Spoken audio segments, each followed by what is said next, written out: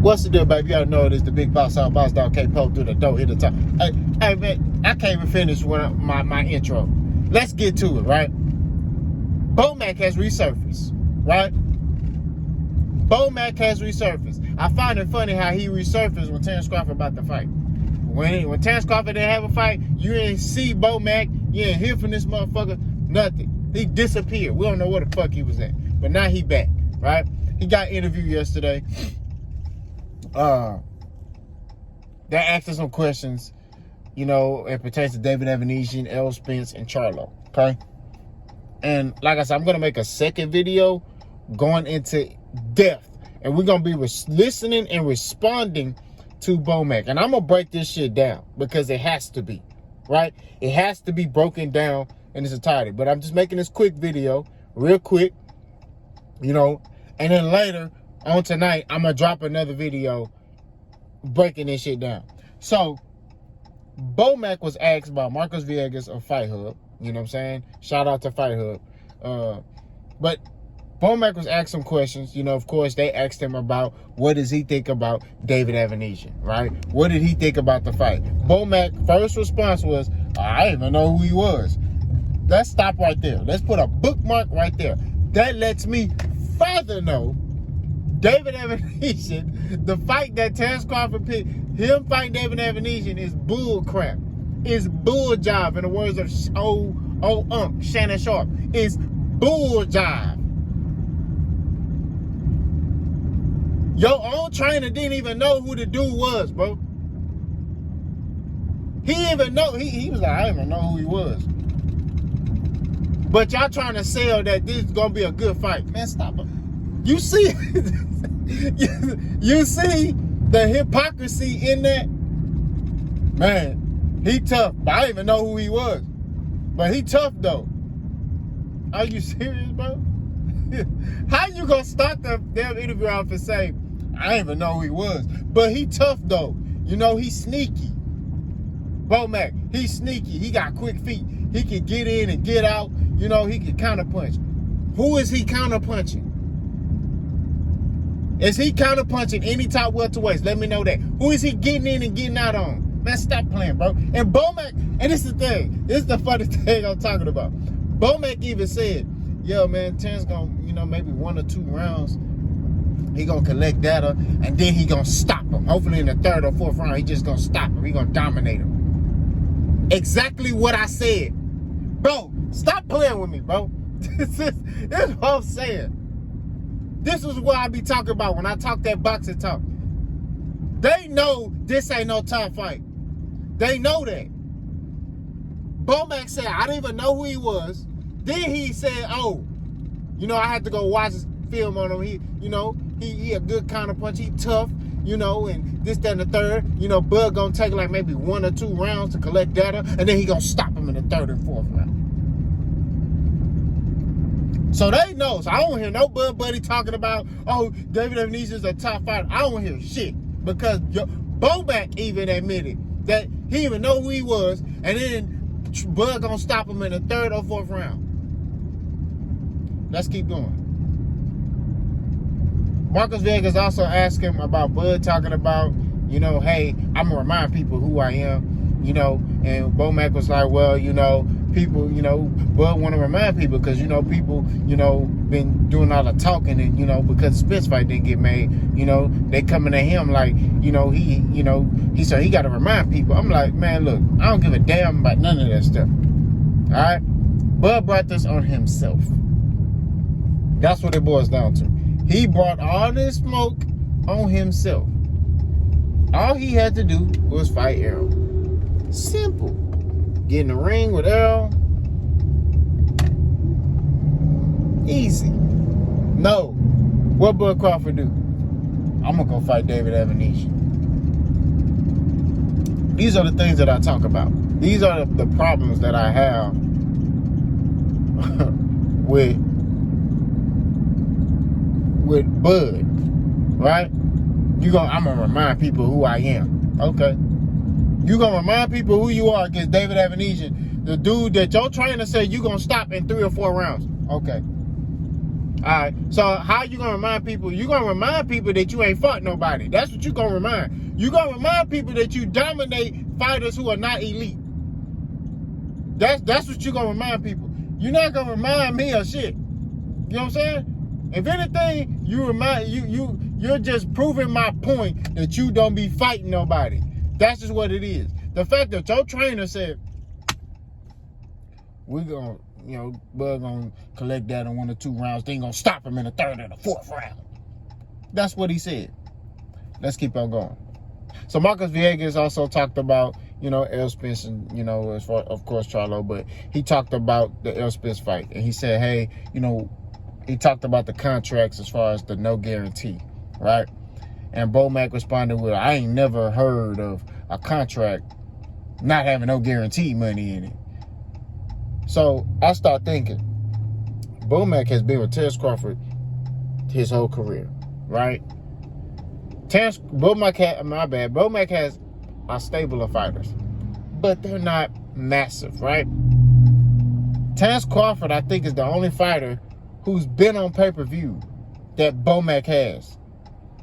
Terence Crawford has never had a successful pay-per-view. Terence Crawford was signed to a promoter who don't want to pay his fighters and who's openly said Bud Crawford does not sell and he's wasting his money. So how the fuck do you know, God forgive me, how do you know what, how do you know about the business side of a pay-per-view? Bud didn't even know what back-end money was. He didn't even know what that was. Okay? I told you, man, they retarded. And I don't mean to use that, but it's like, that's why I call him 360 deal Bud. Bob Arum, that white man, came to him and said, hey man, sign this right here. He gave Bud the 360 deal over and over again. They don't know about it. They don't know about financial freedom. Because Bob Arum was giving him 360 deals. Yeah, man, he got your money up front. And Bud taking it, oh shit, man, come on, man, stop playing, bro. So what Bomac should have said was,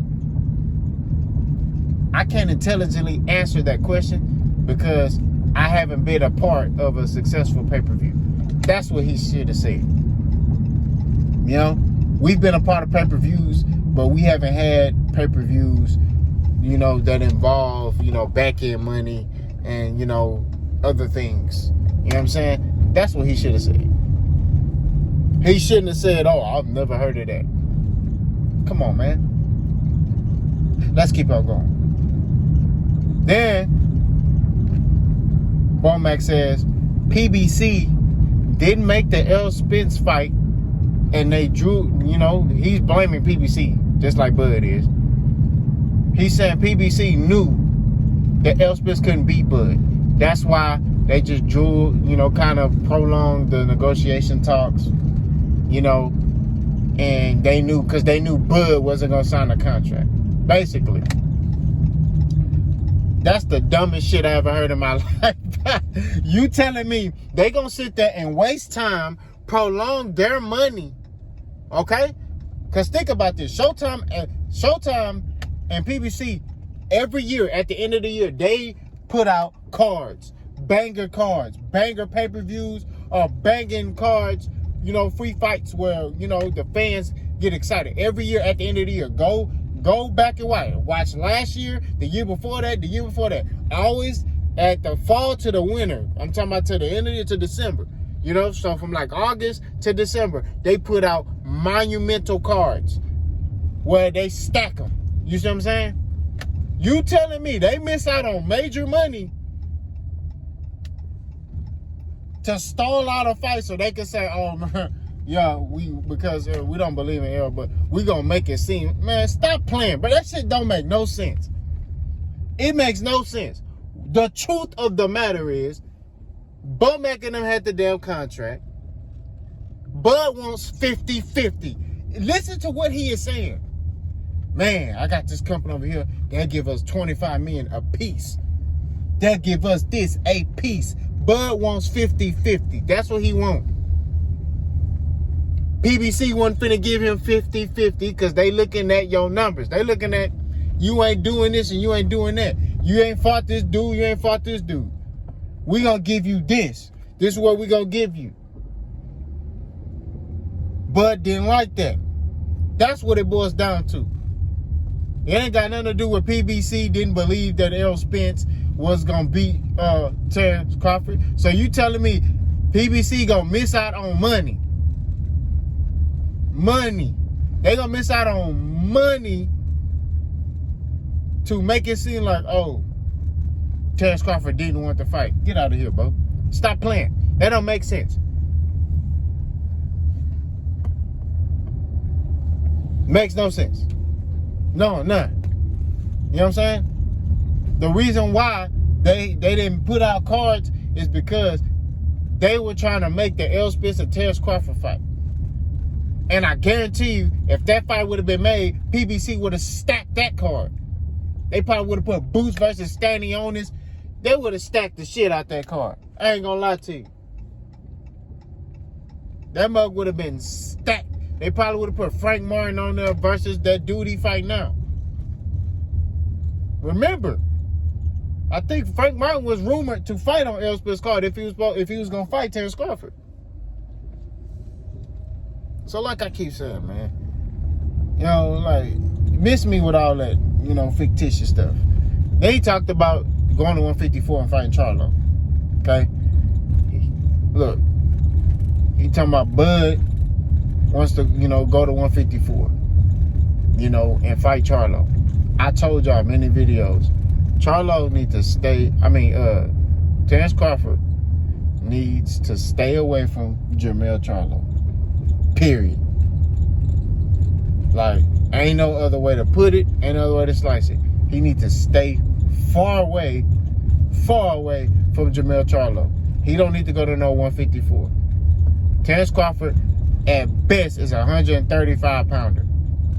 We just gonna be real. Let's just be honest. He's a 135-pounder. You sitting here trying to tell me he gonna be able to sit there and withstand punches from Jermell Charlo when I've seen Terrence Crawford get hurt by dudes smaller than him? I'm not trying to hear that, bro. I'm telling you this. I'm telling Terrence Crawford and Bomac, don't get in the ring with no damn Jermell Charlo. I'm telling you.